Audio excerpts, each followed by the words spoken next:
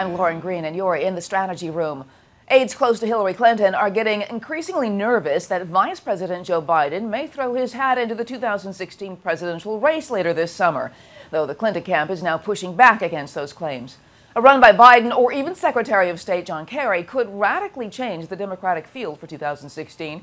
Here with reaction are Professor Jeanne Zaino from Iona College and T.J. McCormack, former media specialist for Astorino for Governor. Welcome to both.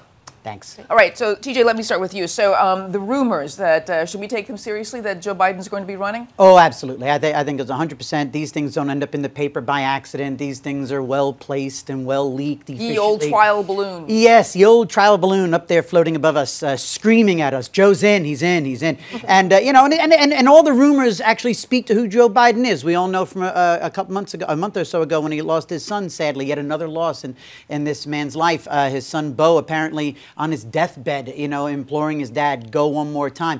And that's who Joe is, and that's the kind of thing he responds to, and that's how he runs. He's an aw shucks, you know, I may be the former senator from Delaware, but I'm a Scranton, PA guy, isn't it, Scranton? You know, I'm a blue-collar guy, I'm a labor guy. And a blue-collar Catholic, too. I'm a blue-collar Catholic guy, I'm one of you, aw shucks. And that, quite frankly, is the antithesis of Her Majesty Hillary. And, you know, and he's got a certain amount of credibility with the middle class that and hers has been waning by the week. You know, she gets weaker and weaker with the middle of the road. And I think that Hillary Clinton, the Clinton campaign pushing back now, I think that speaks to the credibility of the rumors. And also, yeah, they don't need another establishment candidate. And it's one thing to worry about a radical like Bernie. That's one thing. But Biden gets in, and that's all of a sudden we're splitting the vote. Jeannie, what do you think? I mean, do you think this is true? I mean, before you said, nah, Biden's not going to run, but now you're saying, hey. You know, yeah, I have to fall on my sword. I told you both, oh, he's never going to run a few weeks ago, barring some catastrophe.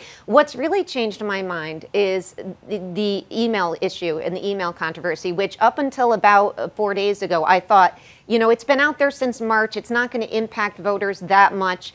But increasingly, it seems that if indeed they were trafficking in confidential information, secure information, which the Inspector General report suggests may have happened, that could potentially really cause serious damage to her campaign and raise an opening for somebody like Biden, somebody like Kerry.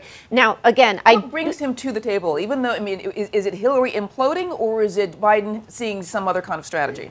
I think it's going to be Hillary imploding. I still don't think, and TJ may disagree, I still don't think he's going to get in until he sees her beginning to fall to such an extent that he finds an opening there. I mean, this guy is a politician. He knows exactly what a campaign like this would take. He would be coming in late, well underfunded compared to somebody like Hillary Clinton, and asking for her same donors who are going to be these establishment donors. So I think he's going to need that. Now, let me just throw out another name people have been talking about, which is Michael Bloomberg, the former mayor of New York City, which, akin to Donald Trump, could, you know, he's his own donor. Self-fund and really would create some real havoc. Now, he's not a Democrat as far as we know. But what about, you know, TJ, John Kerry, because he was the Democratic nominee, and he's been on down that road before, and he does he have the stronger numbers as Biden, or what's that going to do to the race if they both get in? What's that going to do? Well, I mean, look, right off the bat, Biden, you know, right now, without even announcing, at the last time I looked, it was 13-14% that Biden is polling, and he's not even a candidate. I don't even remember seeing Kerry registering. Correct me if I'm wrong.